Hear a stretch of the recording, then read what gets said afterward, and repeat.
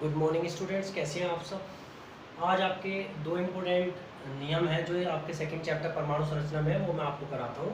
पहला नियम है पाउली का अपवर्जन नियम, बहुत इंपॉर्टेंट है। और सेकंड है हुंड का नियम या हुंड का उच्चतम बहुलकता का नियम, ये भी बहुत ही इंपॉर्टेंट है। ठीक है, तो इसे ध्यान से समझना। पाउली का अपवर्जन नियम क्या है कि एक ही परमाणु के किन्हीं दो इलेक्ट्रॉनों के लिए चारों क्वांटम संख्याओं का मान एक समान नहीं हो सकता। कोई एक परमाणु है, कोई सा भी एक परमाणु ले लो, उसे कोई से भी दो इलेक्ट्रॉन ले लो, ठीक है, उसके लिए चारों क्वांटम संख्याओं का मान कभी भी एक समान नहीं हो सकता। अगर किसी वजह से पहली तीन जैसे एन एल एम यानी कि मुख्य क्वांटम संख्या एन, द्विघांसी क्वांटम संख्या एल, चौंकीय क्वांटम संख्या एम, इन तीन के मान समान मिल जाए तो चौथी जो है चक्रण क्वांटम संख्या, इसका मान अवश्य ही भिन्न होगा। और ये जरूरी नहीं है पहली तीन भिन्न हो समान और चौथी भिन्न हो, कोई से भी एक भिन्न होगी जरूर। किसी भी एक परमाणु के कोई से भी दो इलेक्ट्रॉन ले लो, एक ही परमाणु के लिए, ऐसे नहीं अलग अलग परमाणु के, एक ही परमाणु के कोई से भी आप दो इलेक्ट्रॉन ले लो, उसके लिए चारों क्वांटम संख्याओं का मान जो होगा वो समान नहीं हो सकता। अगर किसी वजह से कोई सी भी तीन समान हो गई तो चौथी अवस्था ही भिन्न होगी। जैसे हीलियम है, हीलियम क्या होता है, हीलियम का परमाणु क्रमांक होता है 2, यानी कि उसमें कितने इलेक्ट्रॉन होंगे, 2। कोष होता है K-L-M-N, आपने पहले ही पढ़ा है कि पहले कोष में सिर्फ 2 इलेक्ट्रॉन जा सकते हैं, दूसरे में 8, तीसरे में 18, चौथे में 32। तो पहले कोष में कितने आते हैं, 2। तो इसका इलेक्ट्रॉनिक विन्यास होता है 1s2। ये आपका SPDF में इलेक्ट्रॉनिक विन्यास है, वो मैं आपको भी आगे कर चलेगा।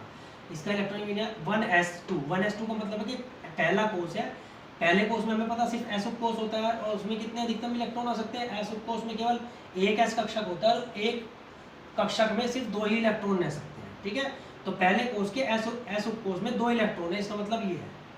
ठीक है, पहले कोष में आ गया। तो अब हमने क्या बना लिया, ये उपकोष बना लिया कक्षक।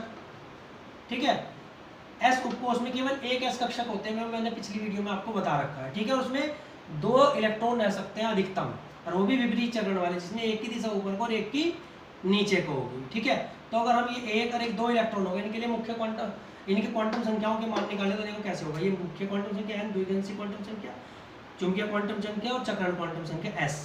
ठीक है, अब ये क्या है, देखो n किसे बताती है, कोष को। कोष कौन सा हमारा, पहला k के लिए n का मान क्या होता है 1, तो इसके लिए भी n का मान 1 होगा क्योंकि ये भी पहले कोष में ही है। उपकोष क्या है हमारा s उपकोष के लिए द्विघांसी क्वांटम संख्या l का मान क्या होता है 0, इसके लिए भी 0 हो गया। और जब l बराबर 0 होता है तो m का मान भी 0 ही होता है, क्योंकि m का मान l के मान पर निर्भर करता है। माइनस l से प्लस l तक शून्य सहित होता है। अब 0 माइनस के ले लो, प्लस के ले लो, या बिना प्लस माइनस के ले लो, 0 0 ही होगी। ठीक है, s का मान क्या होता है, चक्रण की दिशा को बताता है इलेक्ट्रॉन की। अगर ऊपर को है तो s का मान प्लस हाफ और नीचे को है तो माइनस हाफ। आप देख रहे हो ये तीनों के मान समान है, इसमें l का मान दोनों में समान, n का मान भी और m का मान भी। चौथा क्या हो गया, भिन्न। तो कोई भी एक परमाणु ले लो और उसके 2 इलेक्ट्रॉन ले लो, चारों क्वांटम संख्याओं का मान समान एक समान नहीं हो सकता। अगर 3 समान भी है तो चौथी क्या होगी, अवश्य ही भिन्न होगी। अब हमारा दूसरा क्या है, हुंड का नियम या हुंड का उच्चतम बहुलकता का नियम क्या होता है। देखो, इस नियम के अनुसार किसी भी उपकोष के कक्षकों में, उपकोष आपने कक्षक पहले ही पढ़े कि s उपकोष में एक s कक्षक होता है, p उपकोष में 3 p कक्षक होते हैं, d उपकोष में 5 d कक्षक होते हैं और f उपकोष में 7 f कक्षक होते हैं। ठीक है, f उपकोष में तो किसी भी उपकोष के कक्षकों में इलेक्ट्रॉन तभी युग्मित होंगे, युग्मित मतलब जोड़ा जभी बनाएंगे, यानी कि एक कक्षक में 2 जभी होंगे, यानी कि जोड़ा तभी बनाएंगे जब उस उपकोष के प्रत्येक कक्षक में एक एक इलेक्ट्रॉन भर गया हो। अब देखो s में कितने होते हैं, एक s कक्षक, p में कितने होते हैं, 3 p कक्षक, d में कितने होते हैं, 5 d कक्षक, और f में कितने होते हैं, f में कितने होते हैं, 7 f कक्षक। तो अब इसने क्या कहा, देखो किसी भी कोष के कक्षकों में इलेक्ट्रॉन तब युग्मित होंगे जब उसके प्रत्येक कक्षक में एक एक इलेक्ट्रॉन भर गया हो। s उपकोष है, s में तो एक ही होता है, तो पहला और दूसरा, यानी कि s उपकोष में दूसरे इलेक्ट्रॉन पर, s उपकोष में दूसरे इलेक्ट्रॉन में p में कितने कक्षक होते हैं, 3, 1 2 3, तो पहला इलेक्ट्रॉन इसमें, दूसरा इसमें, तीसरा, यानी कि पहला हर एक में पहले एक एक भरेगा जब जोड़ा बनना शुरू होगा, जब तक सारों में एक एक नहीं जाएगा जोड़ा नहीं बनेगा। तो 1 2 3 4, यानी कि चौथे इलेक्ट्रॉन पर, p उपकोष में चौथे इलेक्ट्रॉन पर जोड़ा बनना शुरू होगा, यानी कि युग्मन शुरू होगा।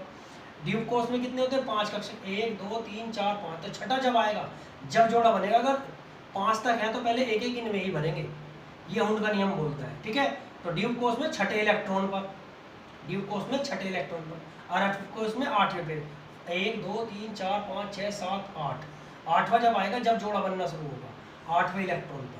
तो यही कहता है हुंड का नियम कि किसी उपकोष के कक्षकों में इलेक्ट्रॉनों का युग्मन तभी प्रारंभ होता है, यानी कि उनमें तभी जोड़ा बनता है जब उसके प्रत्येक कक्षक में एक एक इलेक्ट्रॉन भर गया हो।